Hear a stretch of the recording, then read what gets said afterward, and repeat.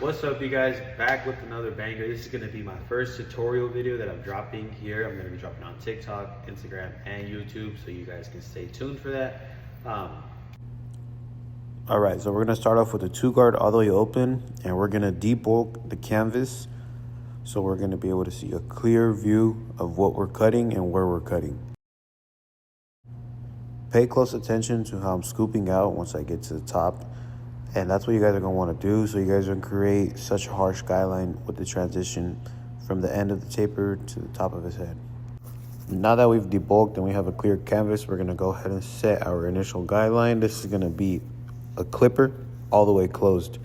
I recommend using a clipper and not a trimmer just because they are very sharp. Depending if you zero gap them or don't zero gap them, I still recommend using a clipper all the way closed. As you guys are going to see here, it almost looks like there's an arch in that line I'm making, which there is. What this does, it ensures that your lineup is going to be a lot more darker and defined in the back. And I recommend you guys use this technique if you guys want to get a blurrier and more enhanced taper. So right here, I'm going to slap on a 1-guard and we're going to close the lever all the way, going up about a full inch.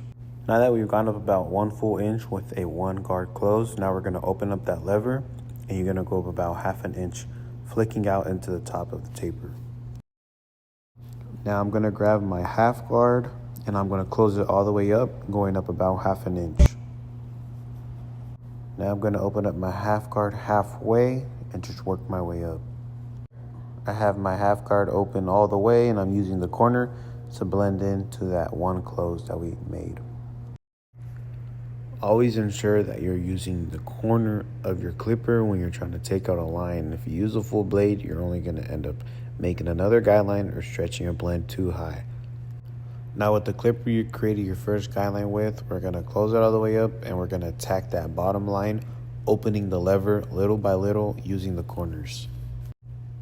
Right here I'm using the corner of my blade just to get a nice soft blend.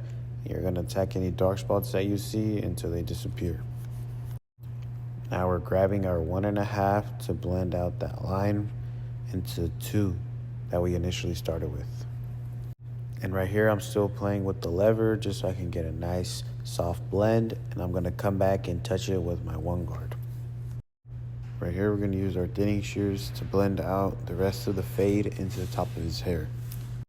When using thinning shears, you don't want to dig too deep into the bulk because you'll create bald spots in the blend. And right here, I'm repeating those same steps on the other side of the taper just to get it nice and even.